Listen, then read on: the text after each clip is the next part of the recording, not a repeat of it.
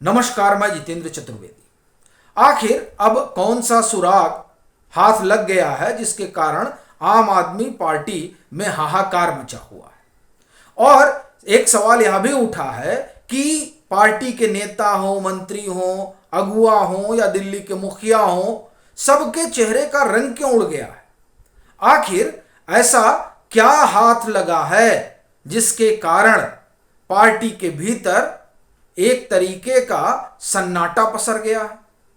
अब यह सवाल यूं ही तो नहीं उठा है, क्योंकि ये जो सौरभ भारद्वाज का बयान है ना, ये बयान बहुत कुछ कह रहा है और उनके बयानों से जो चीज निकल रही है वो किसी बड़ी घटना की तरफ इशारा कर रही है।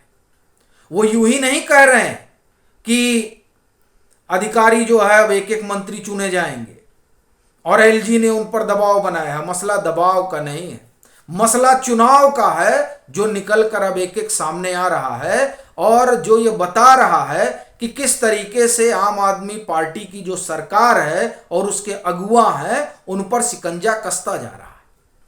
हुआ क्या? देखिए, विजिलेंस डिपार्टमेंट एक बार फिर से एक्टिव हो गया है। जब 11 मई 2023 को सुप्रीम कोर्ट का फैसला आया था तो इन्होंने पैसिव मोड में उसको भेज दिया था, लेकिन फिर जब अध्यादेश आया तो जे राजशेखर जो है एक्टिव हो गए, चूंकि वो फिर से विशेष सचिव विजिलेंस हो गए। हालांकि वहां सौरभ भारद्वाज ने नूरा कुश्ती की और कहा कि ऐसे कैसे हो सकता है, कॉम्पिटिटेंट अथॉरिटी तो हम हैं, तो हम तय करेंगे कि कौन जो है विशेष सचिव होगा। लेकिन वो भूल गए कि अब तो अध्यादेश आ गया है, तो अब कॉम्पिटिटेंट अथॉरिटी जो है वो तो एलजी होंगे। तो वो आते हैं और आते ही 3 काम जो है वो करते हैं, और वो 3 काम आम आदमी पार्टी की सरकार के लिहाज से ईंट बजा देने वाले हैं जो विजिलेंस ने किया। और इसीलिए जे राजशेखर पहले से ज्यादा अब आंखों में खटक रहे हैं। हुआ क्या? एक तो उन्होंने जांच शुरू कर दी इस बात को लेकर कि ये जो दिल्ली जल बोर्ड के सीईओ रहे हैं उदित प्रकाश राय, उन्होंने कैसे हेरिटेज जो 15वीं शताब्दी का धरोहर है उसको तोड़कर और मकान बनवा लिया। और सब तो ठीक, आप मकान बनवा रहे हैं, पीडब्ल्यूडी सो रहा था, क्योंकि वही लोग गए होंगे ना बनाने के लिए। वो इंजीनियर सब क्या कर रहे थे? उनको नहीं समझ में आ रहा था कि ये जो हेरिटेज तोड़ा जा रहा है ये 15वीं शताब्दी का है और इसे यूं ही गिरा दिया गया। और पूरी सरकार आंख पर पट्टी बांध के बैठी रही। जब इस बात की जांच करने लगे विजिलेंस डिपार्टमेंट के लोग, तब आम आदमी पार्टी की सरकार के भीतर हड़कंप मच गया, क्योंकि अब पीडब्ल्यूडी से पूछा जाएगा, जैसे शीश महल में पूछा जा रहा है कि भाई ये कैसे आपने सैंक्शन किया था। तो अब अगर उनका मकान सरकारी आवास है जो वहां पूर्व सीईओ दिल्ली जल बोर्ड के जो सीईओ रहे उन्होंने बनवाया है, तो जाहिर तौर पर सवाल तो उठेगा ही। अब वो सवाल जो है वो सरकार को परेशान कर रहा है, क्योंकि उस सवाल से कई राज खुलेंगे। तो अब जाहिर तौर पर वहां से जो सबूत निकलेंगे वो मंत्री के खिलाफ जाएंगे। एक तो ये, इसके कारण जो है खूब वहां हलचल है। दूसरा,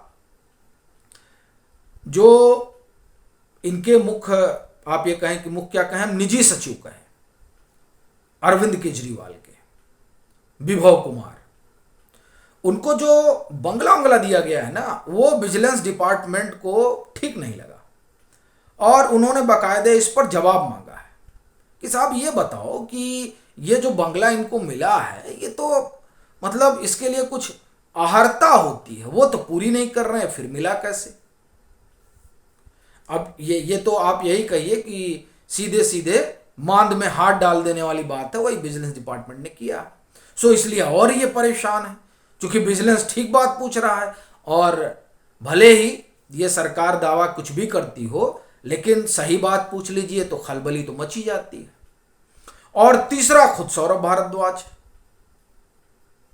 अब जो तमाम एफआईआर वगैरह हुए हैं फाइल गायब होने के, उसमें जाहिर तौर पर कुछ चीजें निकल रही हैं जिसके कारण समस्या बढ़ गई है। लेकिन जो सबसे बड़ी बात है वो है इनके स्वास्थ्य मॉडल का खुलता पोल। और उस पोल को खोला किसने? एक आरटीआई ने।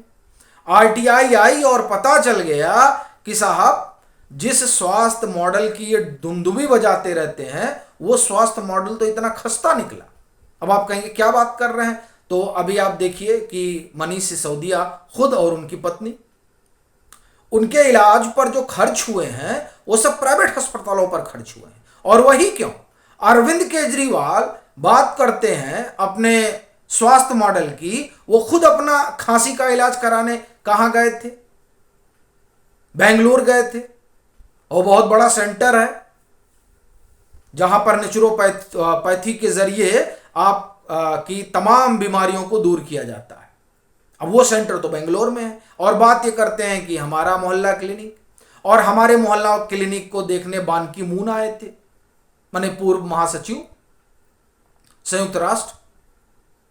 तो अब बड़ी चीज ये है कि जब इतना अच्छा मोहल्ला क्लिनिक है तो अपने खांसी के लिए बेंगलोर क्यों गए?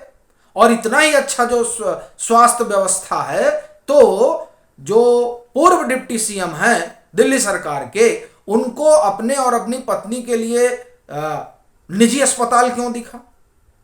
और इतना ही अच्छा अगर स्वास्थ्य मॉडल है तो ये जो एलजी गिना रहे हैं ना अस्पतालों की फहरिस्त कि इसमें काम डिले चल रहा है, तो वो क्यों नहीं हुआ? अभी एक इंदिरा गांधी अस्पताल जो है 10 साल से उसमें आप बेड बढ़वा रहे हैं, कंस्ट्रक्शन चल रहा है, 10 साल हो गए।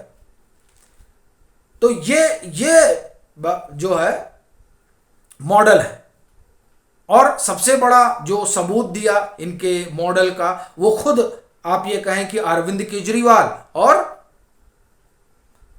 मनीष सिसोदिया और उनकी पत्नी ने दिया कि वो बेंगलोर जा रहे हैं और ये निजी अस्पताल जा रहे हैं। ये तब है जब वर्ल्ड क्लास जो है इनका हेल्थ मॉडल है। ये तमाम चीजें जो हैं वो जिस तरह से बाहर आ रही हैं वो अरविंद केजरीवाल की सरकार को परेशान कर रही है। और उसमें भी बिजली को लिए उड़े जा रहे थे, बता रहे थे कि देखिए हमारे यहां तो बिजली नहीं कटती और उत्तर प्रदेश में जो है बिजली आती ही नहीं है, गायब ही रहती है। खूब ट्रोल हुए। कई लोगों ने सवाल पूछा कि भाई इतने इतने घंटे बिजली जाती है और आप कह रहे हो कि दिल्ली में बिजली नहीं जाती। ऐसा ही कुछ चुनाव के दरमियान भी इन्होंने सिगूफा छोड़ा था।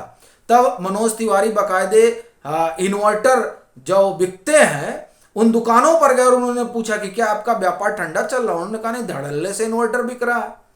और चुनाव के दरमियान क्या कह रहे थे अरविंद केजरीवाल कि लाइट तो कटती नहीं है, इसलिए इन्वर्टर का धंधा भी गड़बड़ हो गया है। तो अब इसी तरीके का वो बयानबाजी उत्तर प्रदेश को भी लेकर कर रहे हैं कि वहां तो बिजली भी महंगी है और जो कटती भी बहुत है। सो तमाम चीजें निकलकर सामने आने लगी कि साहब एक साहब ने तो उन्हीं के ट्विटर पर लिखा कि कोई 8,000 रुपये उन्होंने बिल दिया है। मतलब ये दिल्ली सरकार में जहां मुफ्त बिजली मिल रही है वहां उन्होंने 8,000 बिल दिया है। और वहीं एक सज्जन ने बताया कि कैसे 2.5-3 घंटे बिजली गायब रहती है। वो सब ये अरविंद केजरीवाल ने पोस्ट किया, उन्हीं के पोस्ट पर ये सारी चीजें आ रही हैं। और सबसे बड़ी चीज है कि जिस बिजली की बात कर रहे हैं और बिजली में सब्सिडी की बात कर रहे हैं उसमें घोटाले को लेकर आरोप उनके ऊपर हमेशा लगते रहे। ये आरोप कांग्रेस भी लगा चुकी है, यह आरोप भाजपा भी लगा चुकी है। और अभी जब ऑडिट वाला मसला हुआ था कि जो सब्सिडी दी जा रही है उसकी ऑडिटिंग होनी चाहिए, तो भाजपा ने सीधे कहा कि सीएजी करे। और ऑडिटिंग इसलिए भी जरूरी है क्योंकि अरविंद केजरीवाल ने तो वादा किया था और इसी बिजली पर वो सरकार बना लिए थे कि हम आएंगे और इन कंपनियों को सुधार देंगे, बिजली का बिल घट जाएगा। लेकिन अब तो सब्सिडी दे रहे हैं। और कांग्रेस का आरोप है कि इसमें जो है कई ऐसे हजारों नाम हैं जो वाकई में जिनके पास सब्सिडी जा रही है या नहीं जा रही है, क्योंकि सब्सिडी सबके खाते में जानी चाहिए, ऐसा कांग्रेस का दावा है। और ये कंपनियों को भेज रहे हैं, तो कंपनियों के और इनके बीच क्या साठगांठ हुई है? इस तरह के आरोप लगते रहे आम आदमी पार्टी की सरकार पर। तो आपके लिए परिस्थितियां बहुत बेहतर नहीं है। अब ये देखने वाली बात रहेगी कि ये जो तमाम मुद्दे के करके सामने आ रहे हैं उससे आपकी सरकार कैसे पार पाती है। अभी के लिए फिलहाल इतना ही। अगर आप मतांतर से नहीं जुड़े हैं तो जुड़ें, वीडियो को लाइक करें और खूब शेयर करें।